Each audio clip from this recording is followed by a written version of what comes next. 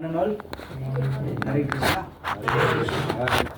तो जैसा कि हम पता है कि कल गुरु पूर्णिमा थी, तो उसी के ऊपर मुझे थोड़ा बोलना है विथ रेफरेंस ऑफ महाभारत आदि पर्व। तो मैं जस्ट बता दूँ, थोड़ा सा इंट्रोडक्शन दे दूँ महाभारत का कि उसमें 1 लाख श्लोक है, अनुवाद किया गया है by Guru ji Ved Vyas ji, return है बाई गणपति जी। एंड उसमें 1 लाख श्लोक में से 8,800 श्लोक है वो डबल मीनिंग के साथ है। मतलब कभी कभी हम जब पढ़ते हैं, रीड करते हैं, तो हमें सबसे पहले प्रभुपाद जी है, सब लोग जानते हो, इसको उनके मेन अध्यापिक आचार्य हैं, उनके द्वारा हमें पहले बुक्स को रीड करना चाहिए, क्योंकि उन्होंने जो जिस तरह से क्या बोलते हैं सब कुछ बताया गया है, मीनिंग सब कुछ बताया है, तो वो पढ़ने के बाद ही हम जो शास्त्रों की भाषा है वो हम अच्छे से समझ पाएंगे, तो कंफ्यूज हो जाएंगे ऐसा। जैसे मैं फॉर एग्जाम्पल देता हूँ, कृष्ण भगवान है, ठीक है, तो उसके 2 मतलब हो सकते हैं। फर्स्ट ऑफ ऑल परब्रह्म है, सेकंड मास्टर ऑफ स्ट्रेटेजिस्ट है, ठीक है।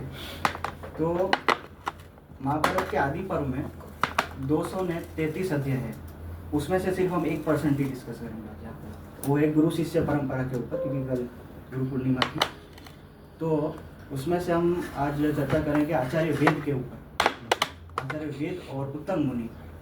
तो सबसे पहले ये थोड़ा ड्रॉप करता हूँ, मैं ड्रॉप कर दूँ? हाँ बिंदास, जो करना है। Stage is yours. पहले है ये 2 संस्कृत वर्ड है, गुरु, ठीक है। अब इसको 2 पार्ट में हम डिवाइड करेंगे, गु और रू।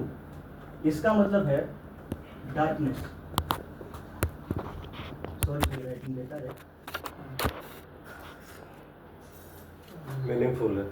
डार्कनेस और रू,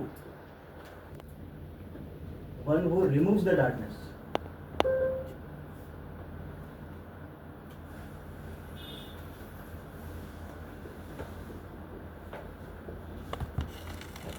ओके, तो रू यानी कि अंधेरा, ब्लैकआउट, और उस ब्लैकआउट को रिमूव करने वाले प्रकाश रूपी गुरु है, ठीक है, सबको दिख रहा है? अब इस पे आचार्य वेद जो थे, आई थिंक उनका आश्रम था बद्री का आश्रम में, अपने दिल्ली और हरियाणा के बीच के बॉर्डर में जो आता है, तो वहाँ पे उनके एक शिष्य थे आचार्य उत्तम करके। वो पहले मतलब बाद में आचार्य बने, पहले उनके शिष्य थे। महाभारत में उनका बहुत जगह है वर्णन, मतलब युद्ध खत्म होने के बाद वर्णन आता है कि जब पहले के गुरुकुल में क्या होता था कि जब गुरु शिक्षा खत्म हो जाती थी तो सब लोग दक्षिणा देने के लिए जाते थे आश्रम में अपने गुरु के पास कि आप बताइए क्या सेवा कर सकते हैं। तो ये सिस्टम है कि जब गुरु दक्षिणा देंगे उसके बाद ही शिक्षा खत्म होगी, ये ऐसा सिस्टम था। तो जब उत्तम मुनि की शिक्षा खत्म हो गई तो अपने गुरुदेव के पास गए, आचार्य वेद के पास, कि मैं घर जाना चाहता हूँ, आप मुझे कृपया बताइए कि मैं क्या सेवा दूँ आपको। तो उन्होंने बोला कि अभी मेरे मन में तो ऐसा कुछ नहीं है। तो तभी जब वो ऐसा बात कर रहे थे तो वहाँ पे पौष्य नाम के राजा है, राजा पौष्य, तो उनको मतलब कुछ यज्ञ करवाना था, तो उसके ज़रूरी काम में वो गुरुदेव को लेकर चले गए। तो उन्होंने बोला कि मैं जब तक राजा पौष्य के वहाँ पे हूँ, मैं अपनी गुरु माँ का ध्यान रखना, बस सारी रिस्पॉन्सिबिलिटी है तुम्हारी। अब 1 महीना हो गया, 2 महीना हो गया, आए नहीं गुरुदेव। फिर 6 महीने बाद वापस आए, तब तक पूरा यहाँ पे जो भी था पूरा आश्रम वगैरह उत्तम मुनि ने संभाला। और फिर उन्होंने फिर से पूछा कि गुरुदेव को घर जाना है, आप बताइए ना क्या गुरु दक्षिणा दे। तो बोला कि आप गुरु माँ से पूछो, अब तक तुम उसकी सेवा में रहे थे 2-3 महीने से, तो वही अब तुमको बताएगी। तो गुरु माँ से पूछा, उन्होंने बोला कि मैं एक व्रत रखने वाली हूँ, वो व्रत में मैं सभी ब्राह्मणों को, सभी ऋषि मुनियों को भंडारा कराऊंगी, तो खिलाऊंगी ऐसे। लेकिन और मेरी इच्छा ये कि मैंने जो पौष्य नाम के राजा है ना, उनकी पत्नी को मैंने मेरे कुंडल दिए थे पहनने के लिए, मुझे वो पहन के वापस से व्रत रखना है। तो मेरी जो कुंडल है वो उनके राज्य से वापस ले आओ, मेरी इच्छा है। लेकिन ज़रा बच के रहना, ये तक्षक नाग है ना, तक्षक नाग का आपने नाम सुना होगा, पुराणों में आता है, दुष्ट प्रवृत्ति का नाग है बहुत, उससे बच के रहना। ये बहुत मतलब चोर टाइप का है, उसको चुराने की फिरत में रहता है हमेशा। तो बोला कि ठीक है, मैं जाके लेके आता हूँ। अब बीच में जो घटनाएं होगी ना, वो उसका मतलब मीनिंग क्या है वो मैं बाद में बताऊंगा। पहले घटना थोड़ी आपको अजीब लगेगी कि ऐसा कैसे हो सकता है, इसका क्या मीनिंग है, तो बताऊंगा धीरे धीरे। तो जैसे ही वो रास्ते में गया, देखा एक बैल है, बैल के ऊपर एक आदमी बैठा है और बाजू में गोबर पड़ा हुआ है। वो आदमी उसको बोलता है, ए भाई गोबर खा ले, मतलब उत्तंग मुनि को बोलता है। बोले मैं क्यों खाऊं? बोला तेरे गुरु ने भी खाया था। बोला ठीक है, खा लिया और ज़्यादा टाइम नहीं था तो आजू बाजू में ही आचमन कर लिया। आचमन मतलब हाथ मुंह धोना वगैरह, वो भी मतलब उसका एक डायरेक्शन में होता है कि उत्तर दिशा में रह के आचमन करना है, वो ध्यान नहीं दिया उसने और वो आगे चले गए। राजा पौष्य के यहाँ पे पहुँचा, आई थिंक कहाँ पे, अंगदेश बोला कि वहाँ के राजा थे शायद, या तो उधर के थे या तो वंग देश, वो उत्तर दिशा में आया। वो आज के टाइम पे वंग देश कहाँ होगा, मतलब है नॉर्थ साइड में कहीं पर उस समय था ऐसा राज्य वंग देश। तो वहाँ पे पहुँचे, राजा पौष्य को प्रणाम किया और अपना बताया मंतव्य क्या है, मतलब पर्पस क्या है, मैं किस लिए आया हूँ। बताया कि मैं ये कुंडल लेने आया हूँ, मेरी माता जी है वो व्रत रखने वाली है। तो वहाँ पहुँचे और उन्होंने बोला कि आप इस सेक्शन में चले जाइए, अंतपुर में। मतलब पहले के ज़माने में क्या होता कि राजमहल में 2 सेक्शन होते थे, एक पूरा जेंट्स का, एक लेडीज़ का। लेडीज़ का जो सेक्शन है उसको अंतपुर बोलते थे, सब लेडीज़ का वहाँ रहते थे। तो वहाँ गए रानी के वहाँ पे, तो वहाँ पे देखा रानी है ही नहीं, पूरा रूम खाली है, कोई कुछ नहीं मिला। फिर राजा के पास आया उत्तंग, बोला कि मुझे आपकी रानी मिली नहीं। तो बोला कि मेरी रानी है ना, किसी अपवित्र लोगों को दिखती नहीं है, इनविजिबल हो जाती है। तो आपने पक्का कुछ मतलब नहा धो के है ना, सही से पूछा। फिर वो उसको याद है कि हाँ मैं वो गोबर खा के आया हूँ, मैंने सही से नहाया धोया नहीं था और आचमन किया नहीं था। तो फिर से पूरा वो नहाए, हाथ मुँह धो के सही डायरेक्शन में बैठ के उन्होंने आचमन किया। फिर से गए अंदर और इस बार उनको दिखी ऐसे, और उनको पूरा पर्पस बताया कि मेरी माता है वो व्रत रखने वाली है, तो मुझे आपकी कुंडल चाहिए, और उनको दे दिए। ठीक है, ले चाहिए। उन्होंने भी फिर से वार्निंग दी कि ध्यान से, वो तक्षक नाग इसको चोरी करने की फिरत में रहता है, तो ज़रा बच के रहना रास्ते में। और वो वहाँ से जाने लगे तो फिर राजा ने रोका कि ऐसे कैसे जा रहे हो, कि आप आए हो, थोड़ा प्रसाद वसाद लेके जाइए, प्रसाद ग्रहण कर लीजिए। तो उन्होंने बोला मेरे को जल्दी है, जाना है, लेकिन फिर उन्होंने रोका कि मेहमान नवाजी भी होता है ना यार, थोड़ा बिठा के खिलाते हैं। तो बिठाया और जल्दी खाना बनाया उनके लिए। अब फिर देखा कि एक तो खाना ठंडा हो गया, ये अजीब बात है, अभी जस्ट बनाया लेकिन ठंडा हो गया, और उसमें एक बाल है। हमारे में बोलते कि मतलब सनातन इतिहास में अगर खाने में बाल गिर जाता है तो डेट इज अपवित्र, ग्रहण नहीं करता। तो फिर उन्होंने गुस्सा हो गया उत्तम मुनि, एक तो मुझे खाना नहीं था, मुझे जाना था, आपने मेरे को जबरदस्ती ऐसा अशुद्ध खाना दिया। तो उन्होंने श्राप दे दिया, उनको श्राप दे दिया कि आप अंधे हो जाओ। तो इन्होंने भी बाद में उल्टा श्राप दिया, राजा पौष्य ने उल्टा श्राप दिया उत्तम को कि नहीं, मैंने तो ढंग का ही खाना बनाया था, उन्होंने सही से देखा नहीं कि मैंने कैसा दिया है, मतलब कुक वुक का देखा नहीं ऐसे। उन्होंने भी बदले में श्राप दे दिया कि आपको संतान नहीं होगी कोई। फिर राजा ने सही से वेरिफिकेशन किया, देखा सच में बाल है, मतलब गलती मेरी है। तो उन्होंने, वो राजा के पास इतनी थी कैपेबिलिटी कि वो श्राप को वापस ले सकते, इतनी तपस्या का बल था उन्हें, वापस ले लिया। और उत्तम मुनि ने बोला कि आपने तो ले लिया लेकिन मेरे में इतनी ताकत नहीं है, वापस ले लो।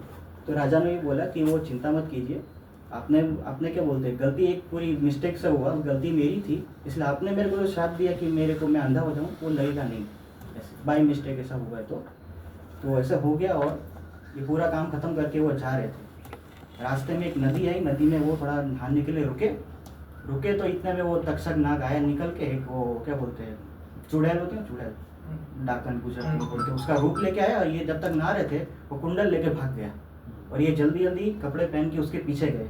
और ये तो क्या नाग था ना, अपना असली रूप में आ गया, घुस अपना सांप वाला फॉर्म में आ गया, और सीधा एक बिल था जमीन के अंदर, घुस गया बिल के अंदर। और ये एक लकड़ी लेके ऐसे मार रहे कि जल्दी एक खड्डा खोदूँ इसके लिए जाऊँ अंदर, लेकिन उसको पता नहीं है, वो तो डायरेक्ट नागलोक चला गया है। नागलोक इट्स टू फार, 10,000 योजन नीचे। इसलिए वो ऊपर से देवराज इंद्र देख रहे कि ये अपने गुरु निष्ठा पे मतलब अड़ा हुआ है कि अपने गुरु माता के कुंडल उसको देने हैं, तो ये अंदर जाएगा कैसे। तो तुरंत अपना वो वज्र आपने सुना होगा हथियार का नाम, वो तुरंत फेंका उसकी लकड़ी में, वो ड्रिल मशीन बन गया और तुरंत घुस गया अंदर, सीधा नागलोक। अब नागलोक की पूरी नगरी देखी नागों की, एकदम भव्य। ऐसे बोलते हैं कि यहाँ पे अलग अलग तरह के नाग देखे, किसी के 100 फन थे, किसी के 10 फन, 1000 फन, और सभी के माथे में मणि थी। मणि से क्या इतना लाइट निकल रहा था ना, पूरा मतलब चमक रहा था पूरा नागलोक ऐसे। अब वहाँ पे उसने तक्षक को तो ढूंढना है, जल्दी जाना है, कुंडल देना है क्योंकि टाइम खत्म हो रहा है। अब एक दृश्य देखा कि वहाँ पे 2 स्त्रियाँ बैठी है, 2 स्त्रियाँ है और वो चरखा है, चरखा होता है ना, गांधी जी चरखा चलाते थे, उसमें दो क्या बोलते हैं वो रस्सी थी, एक ब्लैक और एक वाइट, और वो चरखे को 6 कुमार चला रहे, 6 बच्चे थे उसे चला रहे थे उसको, और उसके बाजू में एक आदमी था, आदमी के बाजू में एक अश्व था, घोड़ा था। अब उसने वो आदमी को अपना पर्पस बताया कि मैं किस लिए आया हूँ, मेरे को तक्षक नाग को ढूंढ रहा हूँ मैं। तो आदमी ने बोले एक घोड़ा है ना, घोड़े के कान में फूंक मारा, तो घोड़े के कान में जैसे ही फूंक मारा तो घोड़े के पूरे शरीर से धुआं निकलने लगा, धुआं निकल गया, पूरे नागलोक में फैल गया, और वो तक्षक डर के मारे आया और उसने कुंडल दे दिए, वो पैरों में गिर के माफी मांग लिया ऐसे। अब कुंडल उसको मिल गए फाइनली, अब जाना है वापस ऊपर, और ऊपर जाएगा कैसे, 10,000 योजन नीचे आ गई, इतनी जल्दी थोड़ी जाएगा।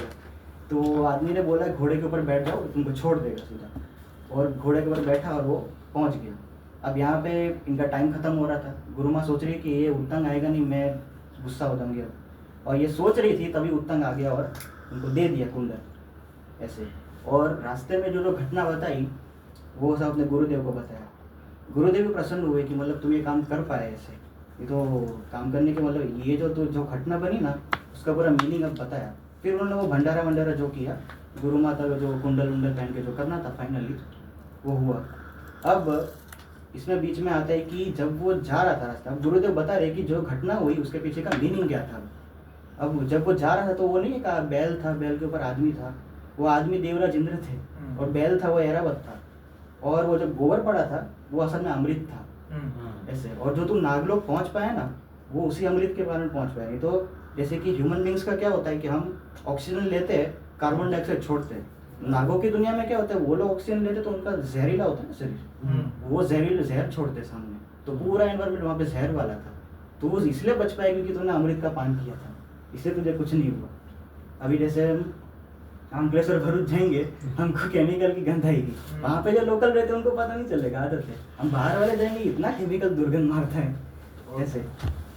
और फिर नागलोक के वो अंदर में वो जो उसने देखा कि वो 2 स्त्रियां बैठी थी, वो चरखा हो सकता है उसका, वो 2 स्त्रियां थी, वो असल में धाता और विधाता थी। It denotes fate and destiny, अपना नसीब। और वो जो 4 कुमार थे जो चला रहे थे वो 6 ऋतुएं थी, 6 सीजन बोलते ना, वर्षा ऋतु, ग्रीष्म ऋतु, ऐसे 6 ऋतु। और वो जो चरखा था जिसमें ब्लैक और वाइट कलर का जो धागा था, इट डिनोट्स दिन और रात, दिन और रात था वो।